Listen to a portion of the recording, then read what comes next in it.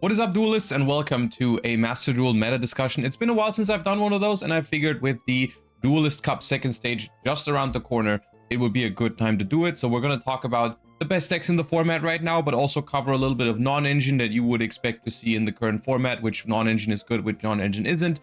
We're going to do it in form of a tier list, but it's more so going to be like a meta discussion, and the tier list is more so we have something to visualize the things and put stuff into different categories. But we're also going to talk a little bit about distinct non-engine cards towards the end of it. Hope you find this helpful, whether you're playing in a Duelist Cup or just playing in Ranked or whatever. Let me know your feedback in the comments down below. If you want to join me on my journey this weekend for the second stage of the Duelist Cup, I will be playing, I will be streaming my run. You can do so by checking out the description. Follow me over on Twitch, where I'm going to be live all weekend trying my best in the second stage of the Duelist Cup. Without further ado, let's get into the meta discussion for the current state of Master Duel. All right, now we have a couple of decks to go over, and realistically, I want to start off by saying that there are a lot of decks in Master Duel right now that are viable, which I think is both good and bad news, depending on where you stand on this. But on the one hand, it means that there are a lot of different playstyles present in the top tiers in Yu-Gi-Oh! Master Duel at the moment. You know, if you don't vibe with super heavy combo decks, then there's other options for you. But if you do love super heavy combo decks, then there is some of those as well. So we're going to go over those, but it's also going to make it a little bit harder when you choose your non-engine for the current format, because of course some cards, like most famously like cards like Duel and Lockbird or the Molcharmies, are really good against some of the decks in Master Duel right now, but not great against others. That is something we're going to talk about once I've talked over each of the individual decks a little bit and kind of like created a ranking so you can visualize like which decks I think are the most dominant and which ones are the most popular right now, right? And then we're going to talk about like what that means for non-engine choices. But yeah.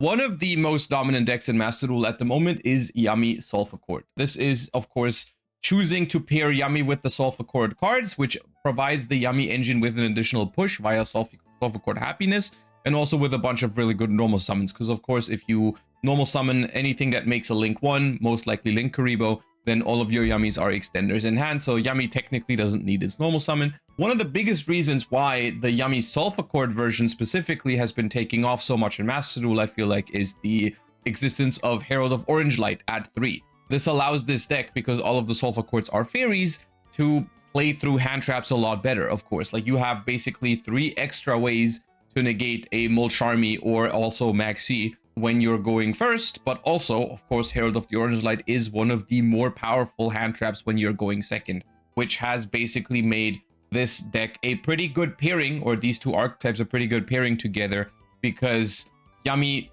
notoriously has been a deck that wants to negate the opponent's cards rather than play into their board, right? It's not the greatest decks at breaking board, but it is pretty good at hand trapping your opponent to death. And of course, with Dominus Purge as well as Herald of the Orange Light in your deck, you're going to have a pretty good chance at hand trapping people to death when you're going second. And then you're playing Yummy going first, which is a very resilient deck to hand traps itself. The biggest weakness of Yummy is cards like Molcharmies and Maxi, and Herald of the Orange Light also negates that. So it's a pretty well-positioned deck in the meta right now. It's not personally my favorite deck in Master Duel right now, so I'm not sure if I'm going to play it for the Duelist Cup, but I definitely see why it is popular.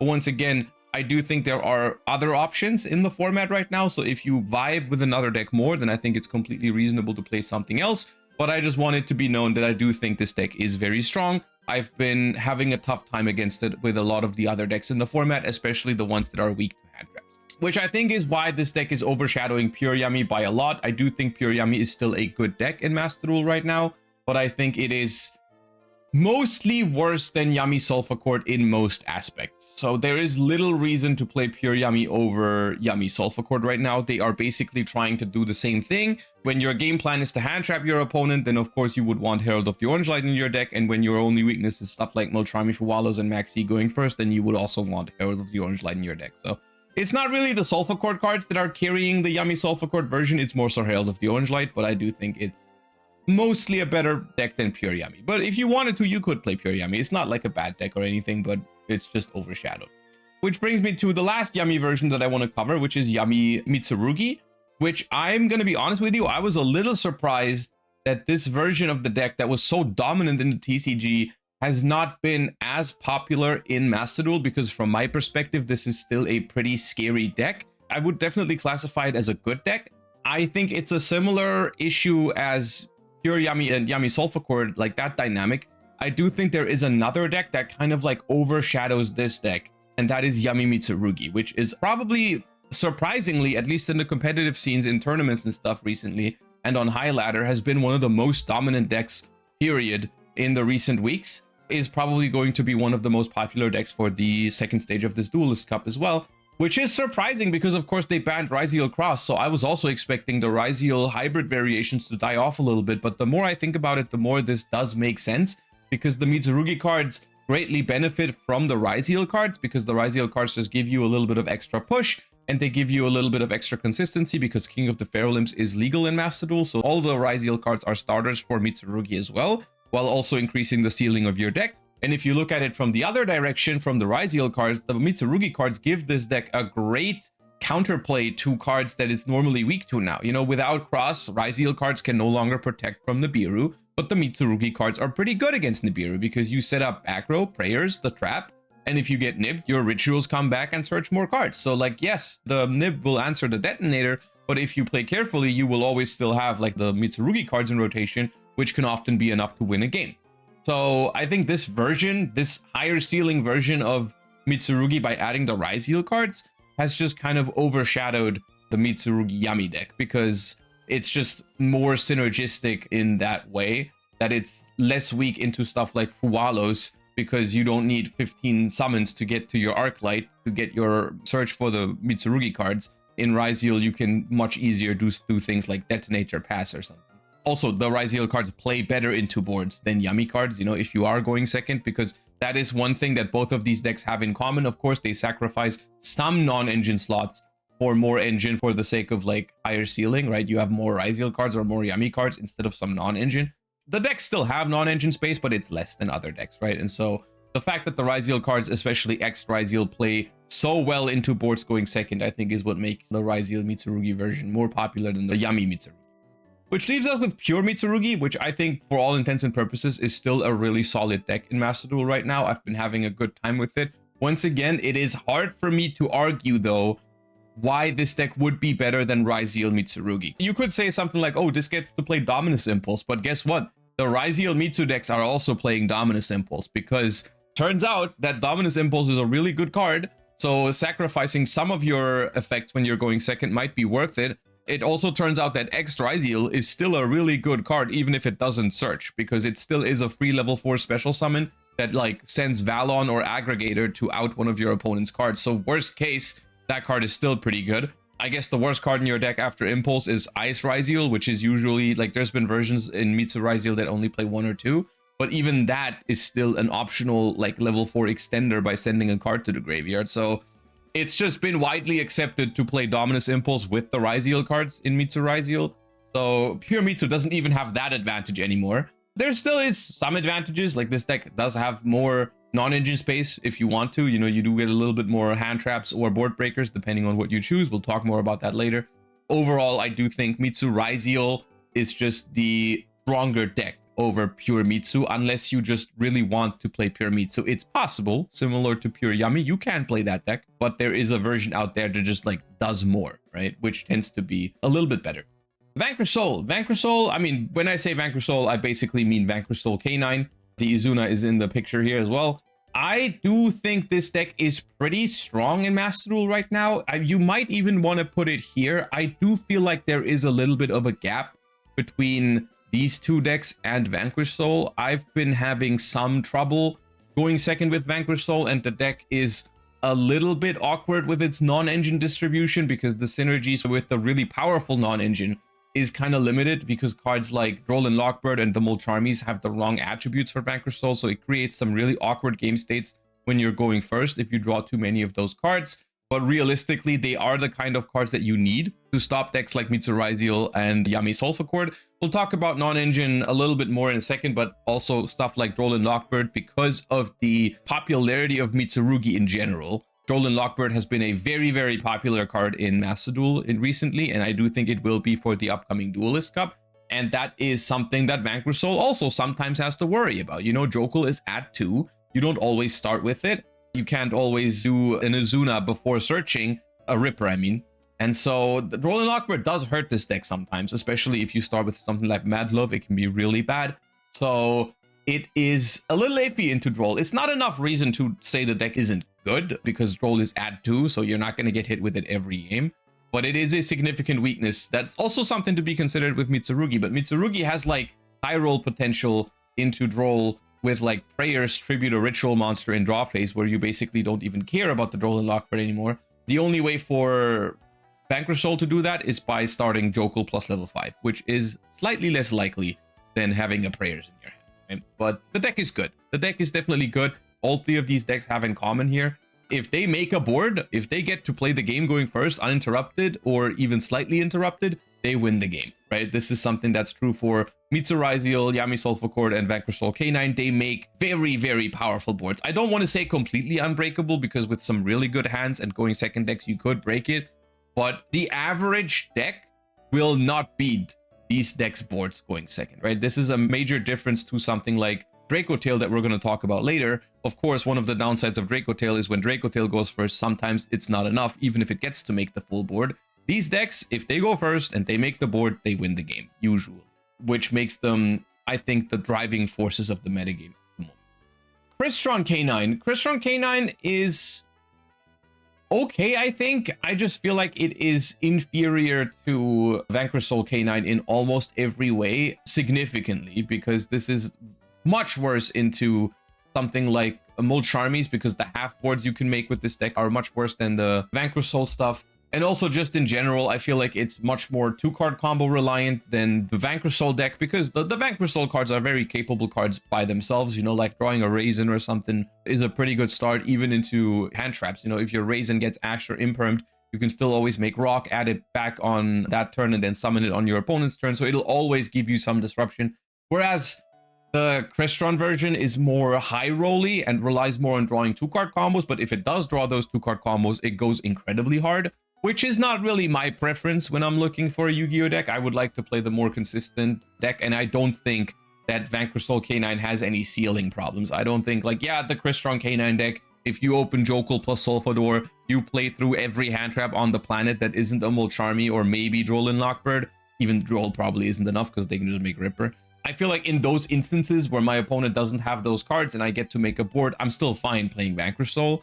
But in the more grindier games, or the games where you get hit with those hand traps, I do think the Vanquish Soul cards trade better than the Crystron cards. Also, Holisu is a significant boost when you're going second, which Crystron doesn't have. I think it's an okay deck. I don't love it, but it's fine, I suppose. But I do think it's a little bit worse than the other decks that I'm putting in good decks, which is why I'm putting it here. Then we've got Gem Knights, which is a deck I still see sometimes. I would say it's okay. I don't see a reason to really play it. It might go here, to be honest with you, because I feel like the boards that this deck makes, like some decks in the format can definitely break it. Of course, they usually have Fiendsmith in there as well, so you will have a Caesar, and that's going to make it a lot harder for some of the decks in the format. But then, like, sometimes if you playing against the Mitsurugi deck and they draw something like Forbidden Droplet, then I feel like you very well can just lose that game. It doesn't really feel like it has much going for it over the other decks in the format. It is pretty weak into Molcharmies, or at least Fuwalos. I think Perulia is fine, but Fuwalos is really good against it, and I just don't think it has that auto win factor anymore that it had when it was consistently summoning Christia. Of course, you can still do some other things with the Heralds in there as well, like Herald of the Orange Light, similar to Yami Solfa. That probably makes it an okay deck, at least. I'm probably underrating it if I put it in the lowest category. It's not a lowest category kind of deck. I feel like it's okay. Yeah. Malice in Master Duel is weird because it basically still has its full potential. Like, I've played against Malice a couple of times this recent season, and it's basically 100% just dependent on, does it draw the one-ofs, which is something it usually does because the entire deck is basically one-ofs now, but it has consistency issues. But if it does draw the starters, it can still be a really good deck, and it still has the same good non-engine that it used to have. I think overall that makes it an okay deck. I think it's just not consistent enough for me to put it higher, but in theory, it still has the potential to be incredibly high rolly and powerful. So I do think there is some reason to play Malice, which is mainly the strong non-engine. Also, immunity to Droll and Lockbird, which admittedly has gotten a little bit worse because usually you would replace the cards that you lost to the ban list, you would replace those with cards like Signet Mining or the Adignister package, right? Which makes your deck significantly weaker into Droll and Lockbird. Like if you have to start playing with those cards and then you get Drolled, you're no longer drawing cards with Whitebinder, Chessy Cat, Allure, all those things like are no longer possible if you get hit with Droll. Like, of course, if you start normal summon Dormouse, you don't care about Droll, but you don't do that very often anymore. So, yeah. Radiant Typhoon. Radiant Typhoon is one of my favorite decks in Master Duel at the moment. Unfortunately, I cannot put it into most dominant because that would not be true. I think this deck is good. I've been having solid success with it. It's been doing fine for me. Especially going first, it has no real problems in terms of its end board. I think it's a little bit less auto-win than the decks in the dominant category, but it's completely fine going first. The problem it has is consistency. Consistency, the deck has like 9 to 12 really good starters. If you count Crocea and Megala, it's a little more. And you can increase the numbers. The problem is if you play the cards that give you more consistency, like Pot of Extravagance, like the Noble Knight Shieldbearer, or Tenki, whichever you prefer, all those cards are incredibly bad into Droll and Lockbird. This deck as a whole is not that bad into Droll. I've had a couple of games where I could play in draw phase a lot, especially when you open Crocea. It's usually chill, but not every hand can do that. It's a little arbitrary. Sometimes your hand feels completely broken into Droll and Lockbird, and sometimes it doesn't. And that's weird, but it's not necessarily bad, because ultimately, if Droll and Lockbird is at 2 and your deck plays around it a decent amount of the time, then overall, statistically, you should be fine, but there will be some games where it's really annoying for you. It's good into Fualos, which is a big deal because Fualos is relatively popular against Yamimitsu, Raiziel, Yami Sulfur Cord, Vanquish Soul K9. Fuwa is a good card, so it's pretty good into that. However, Perulia is also a good card right now, and Perulia is really good against Radiant Typhoon. So some pros and cons for Radiant Typhoon. Overall, it's also a little bit light on non-engine for going second. But the engine is kind of okay into boards, especially if you draw Sheena. Sheena is a phenomenal card in Radiant Typhoon, both for going first and for going second right now. I think it's all right. If it was a little more consistent, I'm pretty sure this would be my deck for the Duelist Cup. I'm a little hesitant on it right now because it does have some issues with bricking. But other than that, I do like it. I do like the deck. I've been thinking it's been pretty solid for me, so I'm considering it right now for the Duelist Cup. I'm just not sure. I'm a little scared of the consistency. Lunalight. Lunalight is a scary deck in Master Duel right now. I'm not gonna lie. I think Lunalight is really good against Yami. Lunalight is okay into Vanquish Soul, even though Vanquish Soul, in theory, depending on how people build it, does have ways to out the Liger Dancer.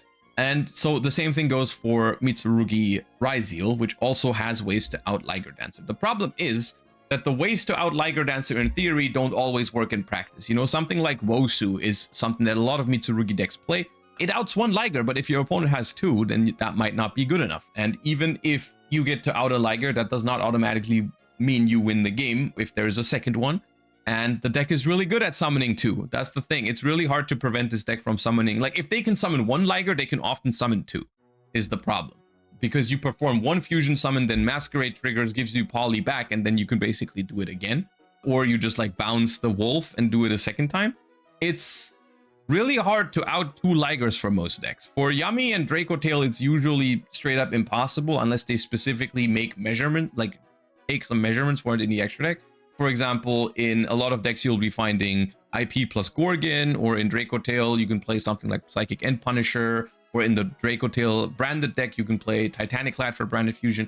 Lunalight depends on how well people prepared for it, but also just in general is a scary deck. You know, Lunalight is a very scary deck. I don't think it's dominant right now because there are decks in the meta that can out the Ligers easier. Specifically, Mitsurugi I don't think is a good matchup for the deck. It's like slightly unfavored. So that's stopping it from completely popping off. But it is a scary deck, and if your deck has a way to out Liger, you should probably include it. Like if you can play cards like Psychic End Punisher or Titanic Clad, or maybe the Arc Rebellion in Vanquish Soul, or if you can fit Gorgon plus IP in your extra deck, you should consider it because it's scary. Lunalight is scary. Orchist has been feeling okay to me. I think Orchist goes in the same vein as the Gem Knight. I'm not sure if I'm gonna put any deck in the lowest category. But Orcus has been just all right. I've lost to it a couple of times going second if I didn't have a Charmy. But that is basically the thing, right? The deck is good going first. The deck is good if it doesn't get Charmied. Going second is not particularly strong, although it does get to play Dominus Impulse, which is good. But there's a couple of decks where Dominus Impulse isn't that good against them, like for example against Yummy Sulfur Cord, or against the Ryzeal cards, or against Radiant Typhoon. Impulse isn't the most impactful card, so it does struggle in those matchups a lot going second. Going first, it's a fine deck though. But like Hualos is very popular, so I don't love it. Maybe I'll put White Forest down here. With Droll and Lockbird being everywhere, this is probably one of the decks that gets hit the hardest by it. It's also relatively bad into both of the Charmies. Like Fuba and Perulia both do a decent chunk against White Forest. You will often have to settle for a half board. This deck can make half boards, don't get me wrong. But if you are settling for a half board, why are you playing White Forest? Like there's other decks that do that better, and you are not going to very often full combo in this format.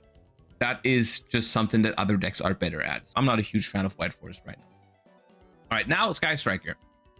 Sky Striker is a deck that I was expecting a lot of when we got Radiant Typhoon Vision. I was really excited to try out the deck. However, here's the bad news. As much as I love this deck, it's going here. It's only doing okay for me at the moment. Maybe it's a me problem. Maybe I've not been playing it well for the Master Duel format. Maybe I've built it too close to my TCG version. But I just noticed that, you know, the deck is a lot better in the TCG right now. This is for a couple of reasons. One is Fallen and the Virtuous is missing, a great card in this deck. But also just in general, the decks you're competing against are a lot harder to outgrind with Sky Striker. Like the power level of Master Duel right now is significantly higher than in the TCG. This is like, if you look at decks like Mitsu Ryzeal, it makes more powerful boards than Mitsu boards in the TCG. Yami has Herald. Yami has the Sulfur Cord stuff on top of it. Vanquish Soul has more gas in Master Duel as well. Yami Mitsu has cards like Herald of the Arclight and Baron the Fleur. It's just rough. Sky Striker is a tough matchup for it as well. Radiant Typhoon is an okay matchup, but not like super favorite. So it's just lacking. It's just too fair compared to what decks in Master Duel are doing right now. It is absolutely a playable deck, and if you full commit to it and practice a lot, then you can do well with it. I wouldn't be surprised if someone made top 100 in the Duelist Cup with this deck. However, I think it's too unforgiving for such a long tournament, personally, because if you make small mistakes with Sky Striker, you will get punished. I noticed it firsthand on my first stream trying the deck in Master Duel. After Vision came out, I like lost a bunch of games. I still played better than my opponent, I felt like, but I made a couple of small mistakes, whereas they made some bigger mistakes, but mine just mattered more. And that's rough in a long tournament setting, and especially against decks that are so explosive, like Yami Sulfa, Mitsu Ryzeal, and Vanquish Soul K9. It's really a hard time for Sky Striker. That one card that you can't stop, that one thing you can't handle, and immediately your opponent like full board OTKs you or has infinite cards in hand. It's really tough. It's a really fun deck in Master Duel right now. There's a lot of matchups that are really enjoyable for Sky Striker, especially when you get to go first and make a board, but it struggles, at least in my experience. I wish I could tell you it was better. Then we have Man. Man is probably, in my opinion, my least favorite deck to go up against in Master Duel right now. It is so unpleasant because the goal of this deck is to negate every single card your opponent activates, and when it goes first, it is so strong and so resilient to the non-engine that people play. You know, doesn't care about Charmies, doesn't care about Droll, doesn't even care about most other hand traps, honestly. Maybe a Veiler or Imperm or Ash on your normal summon can be annoying, but usually, like, it's just set 4 or 5 cards. Every single one of those cards negates your opponent's cards, and if your opponent doesn't have like 4 or 5 starters and extenders, they're not playing the game. And then going second, you just play like Imperm, Purge, Impulse, Ash. All the hand traps that you can name are basically there. It's a really annoying deck to go up against, but that doesn't make it bad. Only because I don't like it doesn't mean it's bad. I think it's probably the single best deck at going first in the game right now, because it does not care about any hand traps usually. But going second, of course, it does struggle because you don't always have the good hand traps. And also some decks in the format are really hard to stop with hand traps. Like even if you have cards like Purge, Imperm, Songs of the Dominators, Impulse, Yummy normal summons Cupsy, and you might not be able to handle it. So those matchups are really hard for Man when it goes second, as well as Radiant Typhoon has a pretty good matchup into it. So that didn't help the deck that was introduced. But still, overall, I would say it still goes into good decks. Even though I would love to say it's worse than that, it's like a modern version of Stun, pretty much. It's like Stun without floodgates, but just infinite negates. And the problem is, the negates reset every turn. So if you can't play on one turn, you're not playing the next turn, because those continuous traps, they'll come back. So it's a really annoying deck to go against, but it is good. And I do think some people are going to play it for the Duelist Cup because it's also easy. It's very easy on your mind. That's one of the advantages of a deck like this one. Like for a long period of time, for a long tournament, like this is going to be chill. It's almost impossible to mess up with this deck. So I think it's not bad at the moment. And then Draco Tail, my beloved Draco Tail. This is probably, besides Radiant Typhoon, my favorite deck in the game right now. And I will be playing a little bit of it, or maybe a lot, in the second stage of the Duelist Cup. I'm not sure yet. The problem is, on the one hand, everyone or a lot of people are telling me, hey, this deck is too fair for Master Duel right now. It's not making the same level of boards that decks like the decks in the upper category here are making, which is true. That is a fact. The boards that this deck makes are less powerful than some other decks in the format. At the same time, I do think it does have some distinct advantages. You know, the decks in the upper bracket here do make people play cards like Droll and Uwa and Perulia. And those are all cards that Draco Tail doesn't really care about. And Draco Tail is also historically one of the better decks at going second because it has great synergy with the Charmies and also has Bimena in the mix, which can, of course, make the difference. So I still have a decent amount of belief in Draco Tail. I think branded Draco Tail is a little bit better right now, even though it is not my preferred version of the deck. I prefer pure with like triple Cartesia, not having to play more spells and Albas in the deck. But I do think ultimately the Verte lines and the branded Fusion Heart openers just make the deck that little bit extra powerful that it needs sometimes. Well, another thing is that there's still a couple of people playing Red Reboot in the format, which is obviously due to like the Primite Odeon deck and also some Draco Tail, and then like Mitsurugi has a trap involved, and Yami plays Purge and Imperm usually, so you'll likely get some value out of Reboot somewhere, which is something that's really scary for Draco Tail, which is also where like the branded stuff comes in and then makes your board just that little bit stronger to make sure you can survive the Reboot. But I do think pure Draco Tail is still fine. I've been doing okay with both of these versions. So personally, this is where I feel like the format is right now. I think basically everything in the first two categories are very reasonable decks to play for the Duelist Cup.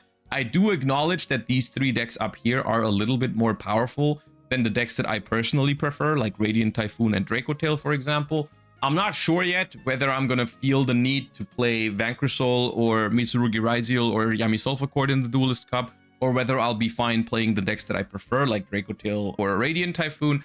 Is something I'm still hesitant on, but I'll probably try a little bit of both because I do think all of these decks are completely viable at the moment. And I do think this is the nice thing about the format at the moment, even though I think for my personal liking, the power level in Master Duel right now is a little bit too high, but at least there's a lot of different styles of decks that you can realistically play. And that is, I think, a good thing. You know, as someone who prefers the grindy nature of these decks, I don't feel forced to play the combo heavy decks right now, unless I'm going to have a really hard time with them in the second stage of the Duelist Cup. That's something I'm going to have to wait and see. But for now, I'm feeling hopeful that I'm going to have a solid chance with those decks as well, which is making me somewhat optimistic that I'm going to have a good time this Duelist Cup. And I guess you can see on Twitch whether that's true or not. In the meantime, just a very quick thing with the decks out of the way. I want to just talk about non-engine just a little bit. I think as a baseline, the boards that the top decks in Master Duel make at the moment are very hard to break. So this is something where I feel like it's going to be hard if you don't play any hand traps in your deck. So like full-on board breaker approaches are basically non-existent in Master Duel right now.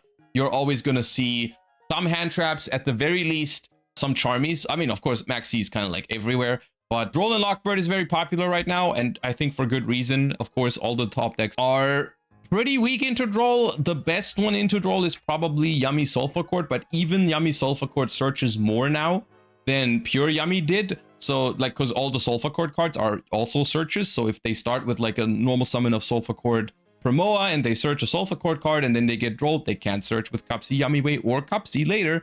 So the Droll still hurts there. They might not even have access to Yami at that point because they have searched something that isn't a Yami card, and if they didn't draw a Yami, then they might not have access to Yami, right? So Droll can hit that deck relatively hard.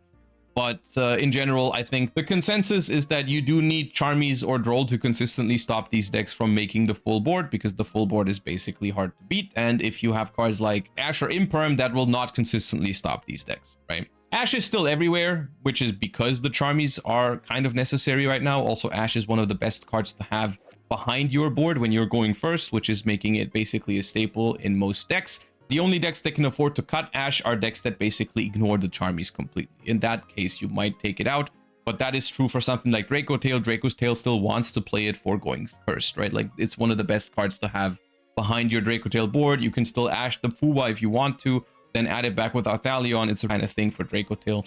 So even the lower power decks are choosing to play Ashe at the moment. Cards that are not very popular, I would say, are Veiler and even Imperm. Those cards are not super popular right now because they are just not very likely to work against all of the top decks in the format. They usually have so many pushes that cards like Veiler or Imperm aren't great. Imperm is significantly better than Veiler because it doesn't turn on Izuna against Vanquish Soul. So I think Imperm is something to be expected still in some decks. It's just because it's like the next best hand trap for a lot of decks. But Veiler, I wouldn't expect a lot of. Maybe Draco Tail plays like a Veiler or two, but it's not super popular. Same thing for Bell. Like, both Bell and Veiler are just not your highest priority right now. If Draco Tail was more popular, you would see these cards more often, or Radiant Typhoon, but that's not the case. It's mostly Vanquish Soul, Mitsu, and Yami. Against Mitsu and Yami, this card is fine, but often too late, especially if they have the Ryzeal cards in the mix as well. So it's basically a lot about high impact in Master Duel right now. Like, the format is more powerful than TCG, so you see less low impact hand traps, more high impact hand traps. If you see low impact hand traps, it's the ones that have a realistic chance to completely stop a turn, which is like Ashe, the Dominus cards, maybe Imperm can be considered that. And then, of course, Herald of the Orange Light in the decks that can play it, right? Or Shifter. Shifter is like something, even though it's not great against Mitsu and Vanquish Soul, I think most decks that can play Shifter should play Shifter right now, simply because you have a really good high roll chance against a lot of the other decks in the format. And it's just one of the few cards that can actually end the turn against Yami. You know, like, against Yami, it's otherwise basically impossible with low impact hand traps, right? Nibiru, I think, is a weirdly underrated card in Master Duel right now, because the situation is kind of like the following. Yami has ways to play around it, but it still does something against Yami. At the very minimum, it's going to trade with one of their Omni Negates or prevent one of their Omni Negates. They might still be able to play after, but it never does nothing, I feel like. Against Mitsurugi Ryzeal, because they don't have Ryzeal Cross anymore, it's harder to play around it, but it's still possible. If they start with the Mitsu card, they can make Photon Lord, which is scary. At the same time, if they start with the Ryzeal cards, they can't make Photon Lord because they're locked into rank 4s. And then they have to play carefully around Nibiru by leaving one of their Mitsu effects open, which is something that they can do, but they don't always do it because no one is playing Nib right now, or very rarely is Nib being played. Not many people are respecting it, which vice versa, that's going to make Nibiru better. If people don't expect it in Mitsu, they're going to go for greedier lines and they could get punished by Nibiru. Also, it's one of the better cards to have going first. So for example, where I see Nib right now is like, if I'm playing Draco Tail or Radiant Typhoon, I would consider it because those are the decks that are more fair going first. But having a Nibiru in your hand behind your board in those decks is really good. So it's a really good card for going first. And going second, it still has that kind of like high roll potential of your opponent might ignore it, or might choose a line, or might be forced to play a line that's weak to it, and then you can still win the game with it. I feel like the chances that Nib win you a game going second are not much worse than something like an Effect Veiler working out, right?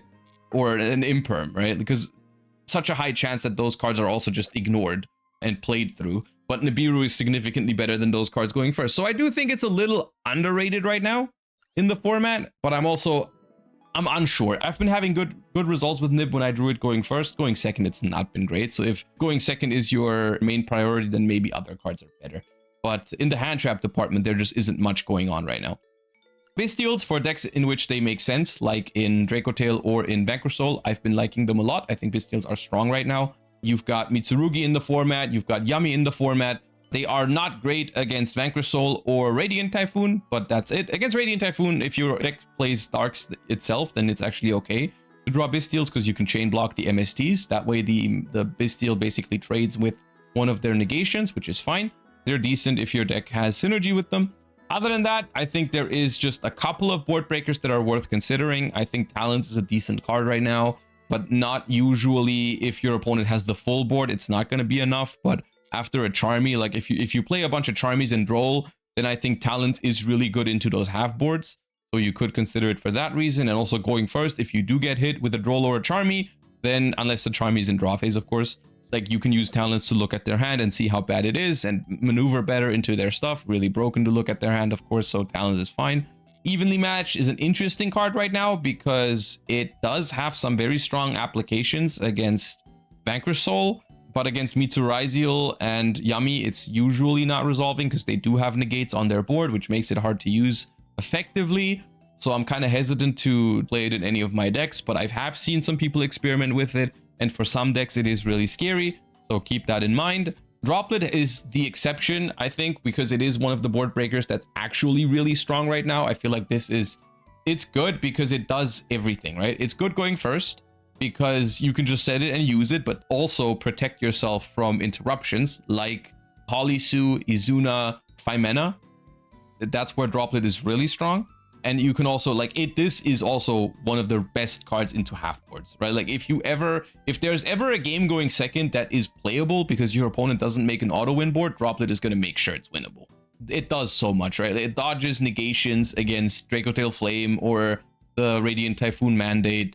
It outs the negates against Yami. It reduces the Canine board to just the quick play and the trap card, which of course is still a lot, but it's a lot more manageable than what the alternative would be. Really good card, I think, right now. So if your deck can afford to play like one board breaker alongside a couple of Charmies and Droll, I think Droplet is the one to go at the moment over like something like Dark Ruler, which is just like okay going second or good going second in some matchups, but just has none of the applications that Droplet has when you're going first, right? Yeah.